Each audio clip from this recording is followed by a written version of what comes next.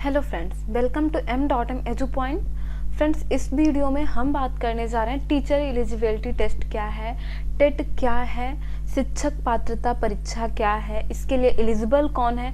यार लास्ट तक ज़रूर बने रहिएगा। यहाँ पे टेट से रिलेटेड आपके दिमाग में जितने भी कन्फ्यूजन चल रहे हैं, जो भी बातें चल रही हैं, जितने भी क्वेश्चन चल रहे हैं, सारे क्लियर होने वाले हैं। सो लास्ट तक ज़रूर बने रहिएगा। ओके, कि टेट है क्या, टीचर एलिजिबिलिटी टेस्ट, शिक्षक पात्रता परीक्षा, इसके लिए एलिजिबल कौन है, सिलेक्शन प्रोसीजर क्या है, एग्जाम पैटर्न क्या है। फ्रेंड्स, सारी बातें करेंगे, बस आप लास्ट तक ज़रूर बने रहिएगा। ओके, मैं आपसे फर्स्ट ऑफ ऑल बात कर लूँ कि ये जो टेट वाला एग्ज़ाम होता है, टीचर एलिजिबिलिटी टेस्ट जो होता है, ये एक्चुअली स्टेट वाइज होता है। ओके, स्टेट वाइज जैसे कि अभी अगर कोई यूपी टेट देता है, सपोज कोई यूपी टेट देता है, उत्तर प्रदेश का टेट देता है, तो वो जो टीचर बनेगा वो यूपी का ही टीचर बनेगा। ओके, लेकिन अगर सी टेट देता है तो वो सेंट्रल लेवल का होता है। वो फिर किसी भी स्टेट में सी टेट अगर एग्ज़ाम किसी ने क्रैक किया है तो किसी भी स्टेट में वैकेंसी आती है तो वो स्टूडेंट फिल कर सकता है टीचिंग के लिए। ओके, और अगर एलिजिबल कौन कौन है, अगर उसकी बात कर ली जाए कि एलिजिबिलिटी क्राइटेरिया क्या है, तो एलिजिबिलिटी देख लेते हैं। फर्स्ट ऑफ ऑल, टेट के लिए कोई टीचिंग ट्रेनिंग होना ज़रूरी है, लाइक दैट बीएड हो गया, डीएलएड हो गया, बीटीसी हो गया, जेवीटी हो गया। तो ये सारे कुछ कोर्सेज हैं, ये होना चाहिए।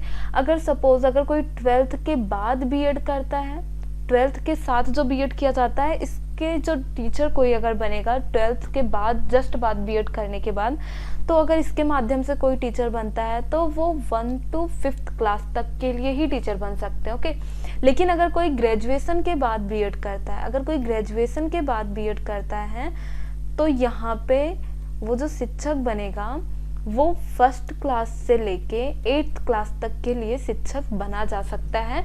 मतलब इसके यहाँ पे ये जो बीएड है या बीटीसी, जेबीटी या ग्रेजुएशन के बाद जो बीएड है, इन सब को करने के बाद आप टेट का फॉर्म भर सकते हैं, टेट का एग्ज़ाम देने के लिए एलिजिबल हैं। लेकिन यहाँ पे मैं कुछ बातें बता रही हूँ कि अगर ये वाला बीएड 12th के जस्ट बाद बीएड करके आप टेट वगैरह क्वालिफाई करते हैं तो आप 1st to 5th क्लास तक के लिए टीचर बनेंगे।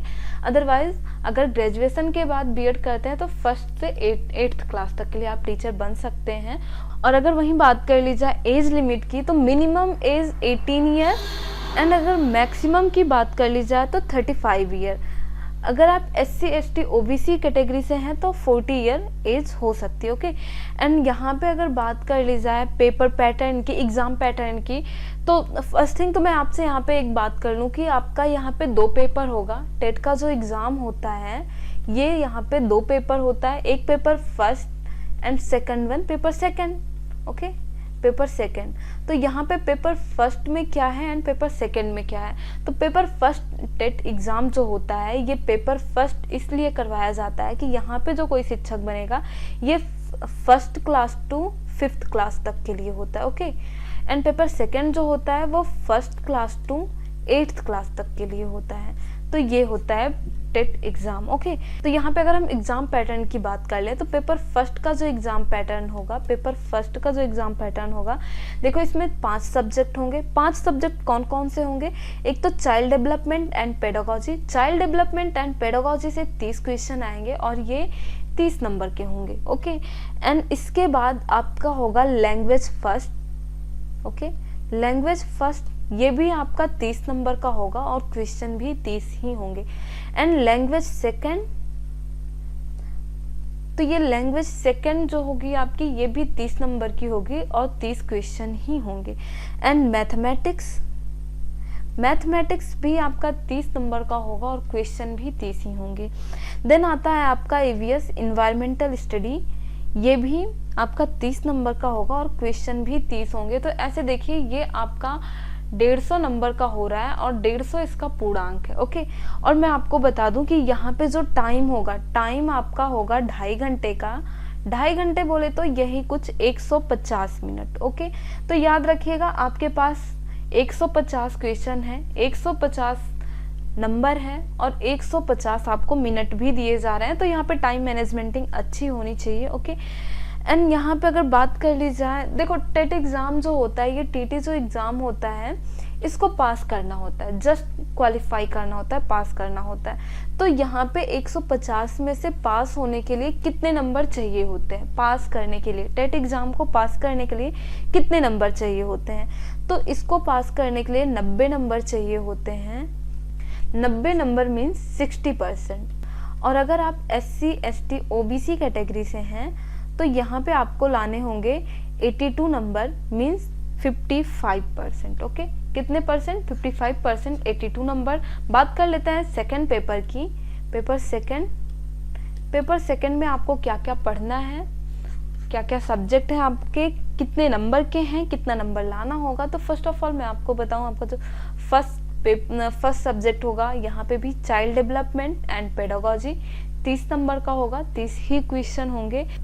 यहाँ पे आपकी लैंग्वेज फर्स्ट और लैंग्वेज सेकंड, यहाँ पे आपके पास ऑप्शन होगा, आप हिंदी इंग्लिश में से कुछ भी चूज कर सकते हैं। एंड लैंग्वेज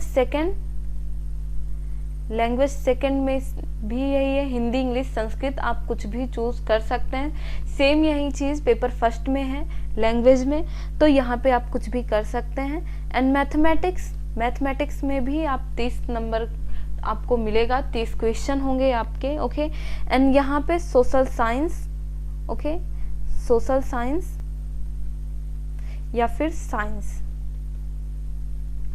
जो साइंस साइड का स्टूडेंट होगा उसको साइंस यहाँ पे फिल करना पड़ेगा, अदरवाइज सोशल साइंस। ओके, तो यहाँ पे ये भी आपका 30 नंबर का होगा और 30 क्वेश्चन होंगे यहाँ पे। तो यहाँ पे भी इस तरह से 150 क्वेश्चन हो जाते हैं आपके एंड 150 मार्क्स हो जाते हैं। टाइम भी आपको 150 मिनट ही मिलेंगे, मीन्स 2 घंटे 30 मिनट। और यहाँ पे भी आपका पास मार्किंग क्राइटेरिया वही है, कोई निगेटिव मार्किंग नहीं है, ध्यान रखिएगा, निगेटिव मार्किंग नहीं है। ओके, निगेटिव मार्किंग नहीं है, परीक्षा ऑफलाइन मोड में ही होगी, ध्यान रखिएगा। सबसे बड़ी बात, निगेटिव मार्किंग नहीं है, परीक्षा ऑफलाइन मोड में होगी। तो फ्रेंड्स, होप है सारी बातें आपको समझ में आई होंगी, टेट से रिलेटेड जितने भी क्वेश्चन रहे होंगे आपके दिमाग में सारे क्लियर हो गए होंगे। सो फ्रेंड्स, आज के वीडियो में बस इतना ही, मिलता है नेक्स्ट वीडियो में। If you want to more videos, so friends like and subscribe m.m Edu Point।